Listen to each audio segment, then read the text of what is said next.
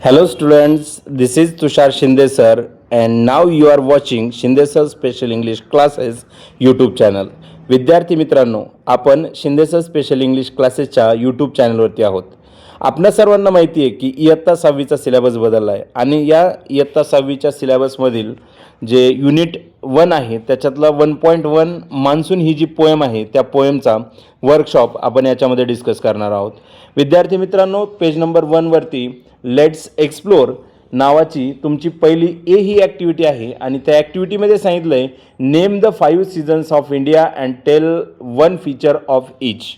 म्हणजे तुम्हाला या ठिकाणी भारतामध्ये असणारे जे काही ऋतू आहेत त्या ऋतूंची नावं सांगायची आहेत आणि त्यांचं एक एक फीचर सांगायचं आहे, म्हणजे एक एक वैशिष्ट्य सांगायचं आहे. ओके, तर आपण या ठिकाणी त्या ॲक्टिव्हिटीला सुरुवात करतोय. ओके, स्लाईड तुम्ही पाहू शकता. स्लाईडवरती तुम्हाला त्याची उत्तरं पण दिसून जाणार आहेत. ओके, प्रश्न आणि उत्तर अशा पद्धतीने आपली ही ॲक्टिव्हिटी असेल. ओके, तर विद्यार्थी मित्रांनो, या स्लाईडमध्ये तुम्हाला भारतातील जे 5 ऋतू आहेत ते 5 ऋतू ते दिसत आहेत.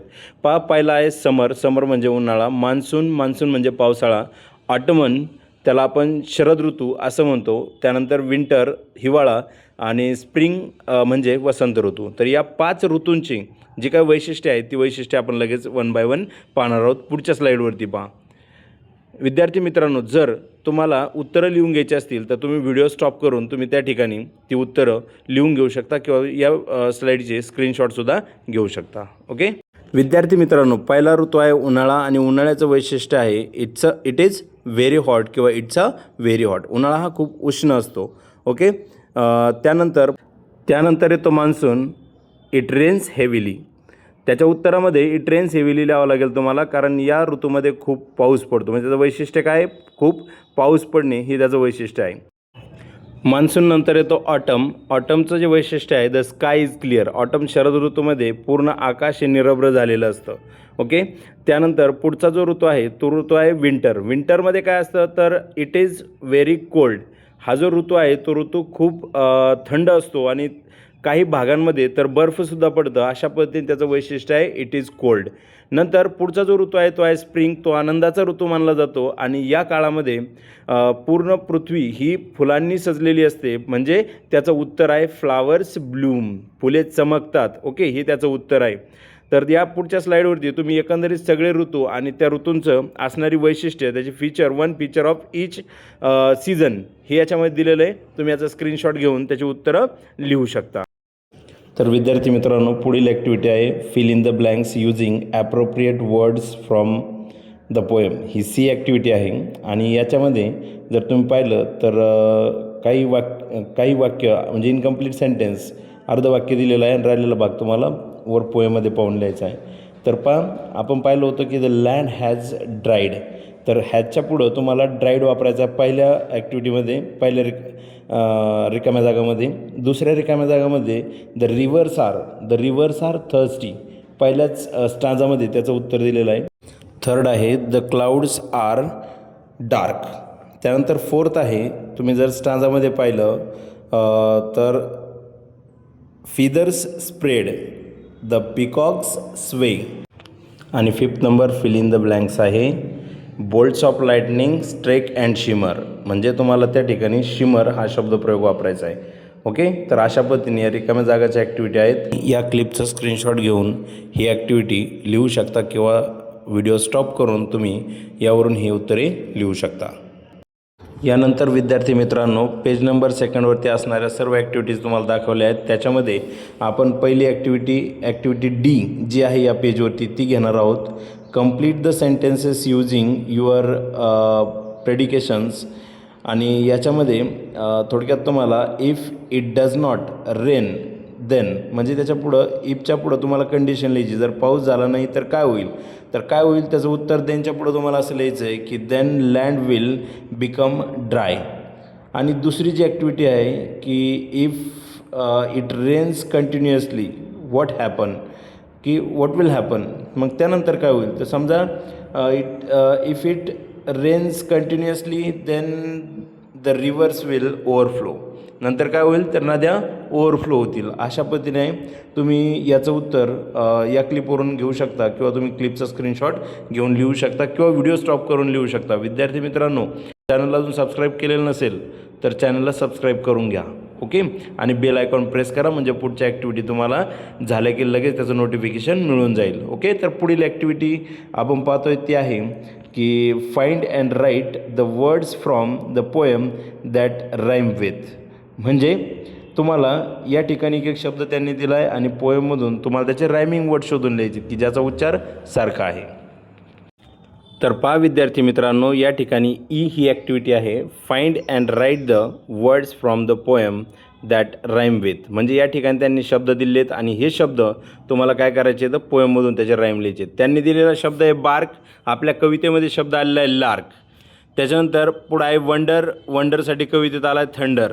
बरोबर, म्हणजे वंडर थंडर हे काय आहेत एकमेकाचे यमक जुळणारे शब्द आहेत. नंतर मेरी चेरी आणि पुढचा शेवटचा शब्द त्यांनी दिला आहे यार्ड, आपल्याला कवितेमध्ये आलेला शब्द आहे हार्ड.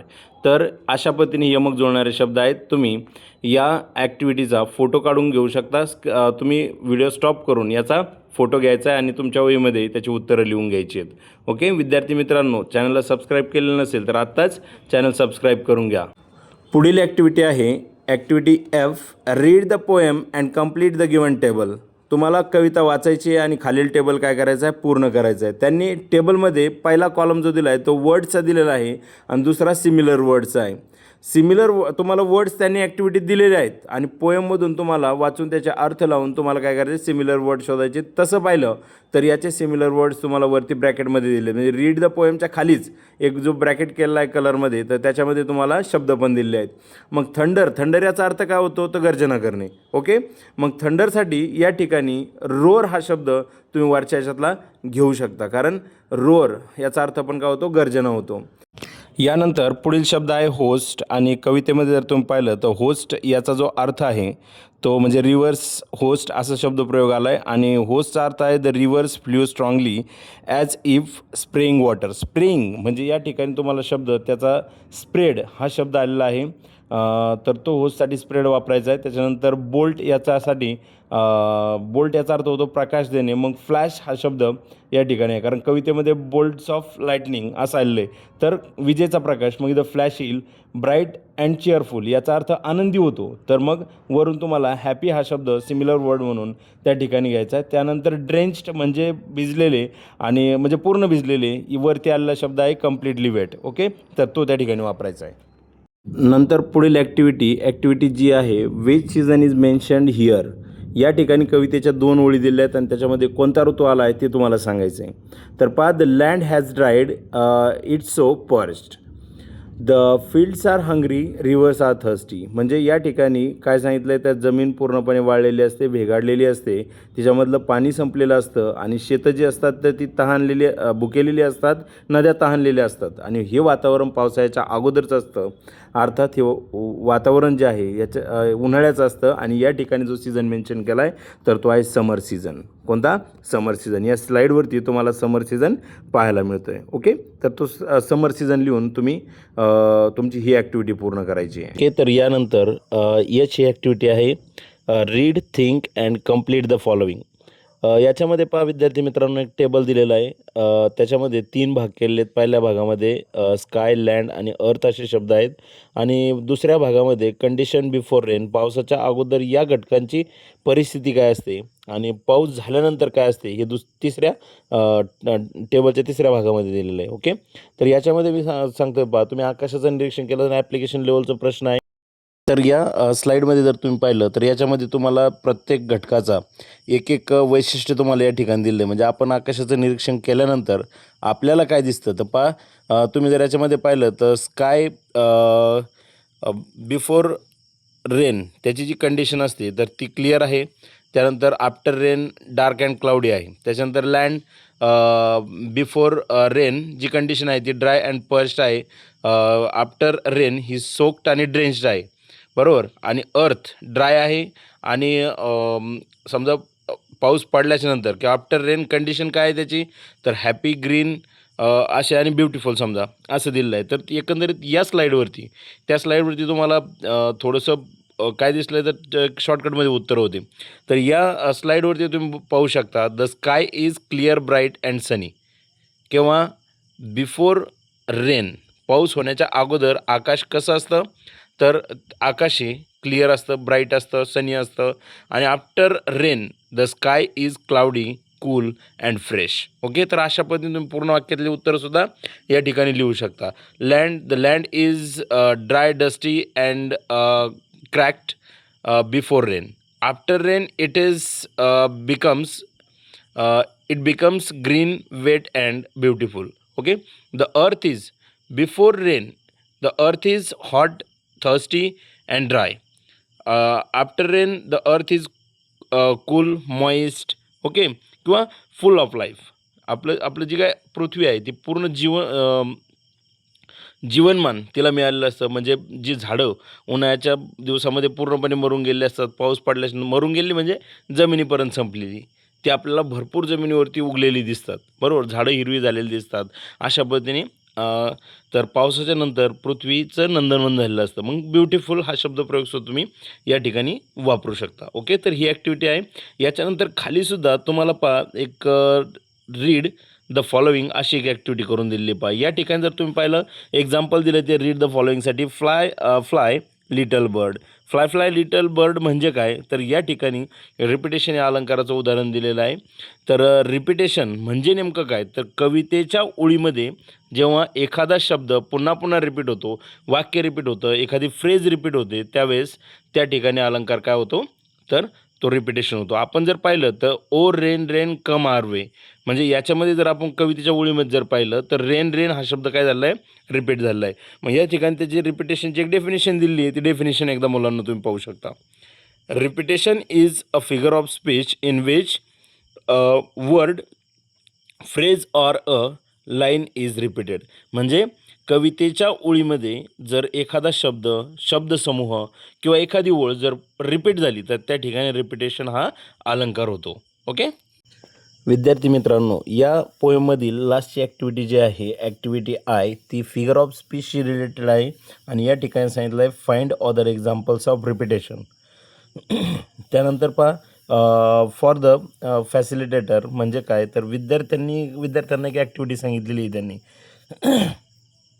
म्हणजे शिक्षकांसाठी आहे ते शिक्षक तुम्हाला सांगतील ask learners to collect poems related to rain and present them with proper rhythm. तुम्हाला ते याची कविता, पावसाची असणारी कविता, दुसऱ्या कविता तुम्हाला शोधायचे सांगितलेले आहेत त्यांनी. Collect poems related to rain, present them with proper rhythm आणि रिदमिक स्टाईलमध्ये म्हणजे गाण्याच्या याच्यामध्ये तुम्हाला ती काय करायची, वर्गासमोर प्रेझेंट करायची. ही एक ॲक्टिव्हिटी तुम्हाला ते उपक्रम म्हणून सांगणार आहेत. आणि explain the figure of speech repetition using various examples from other poems. आणि दुसऱ्या पोएममध्ये असलेली जी काही उदाहरणं आहेत रिपिटेशनची ती तुम्हाला एक्सप्लेन करायला सांगणार आहेत. आता या ठिकाणी जर तुम्ही पाहिलं स्लाईडवरती मी तुम्हाला 10 उदाहरणे दिलेली आहेत आणि ही 10 उदाहरणे तुमच्यासाठी सफिशियंट असतील.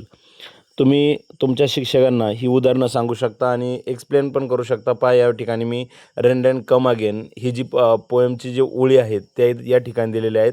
तुम्ही तुमच्या पुस्तकातून आणखीन काही ओळी शोधू शकता. याच्याही व्यतिरिक्त टाईम आफ्टर टाईम, मग टाईम रिपीट झाला आहे.